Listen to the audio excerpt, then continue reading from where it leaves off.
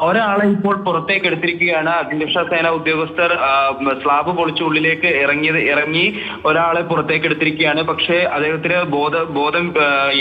ബോധക്ഷയത്തിലാണ്. അദ്ദേഹത്തിന് എന്താണ് അദ്ദേഹത്തിന്റെ ആരോഗ്യനില സംബന്ധിച്ച് നമുക്ക് അറിവില്ല. ചെളിയിൽ പുതഞ്ഞ നിലയിലാണ് അദ്ദേഹത്തിന്റെ ശരീരമുള്ളത്. അപ്പോൾ അത്തരത്തിൽ അദ്ദേഹത്തിന് എന്താണ് സംഭവിച്ചിരിക്കുന്നത് എന്നുള്ള കാര്യം നമുക്ക് അറിയേണ്ടിയിരിക്കുന്നു. ഒരാളെയാണ് ഇപ്പോൾ പുറത്തേക്ക് എത്തിക്കാൻ സാധിച്ചിരിക്കുന്നത്. ഒരുപക്ഷെ മറ്റിരുവരെ ഇനി കണ്ടെത്തേണ്ടിയിരിക്കുന്നു.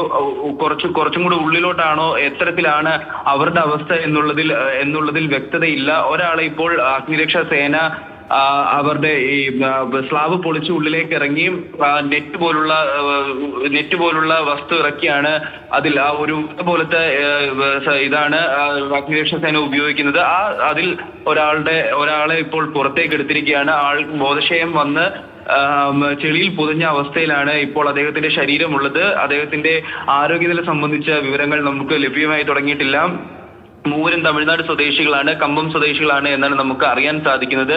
ഈ ഹോട്ടലിന്റെ ഓട വൃത്തിയാക്കുന്നതിനിടെയാണ് ഇത്തരത്തിലൊരു അപകടം ഉണ്ടായിരിക്കുന്നത്. എന്തായാലും ഒരാളെ നമുക്കിപ്പോൾ കണ്ടെത്താൻ സാധിച്ചിരിക്കുകയാണ്. ഒരാളെ കണ്ടെത്തി പുറത്തെടുത്തിരിക്കുകയാണ്. ഇനി മറ്റു രണ്ടുപേരെയും കൂടെ കണ്ടെത്തേണ്ടിയിരിക്കുന്നു ദിവേഷ്.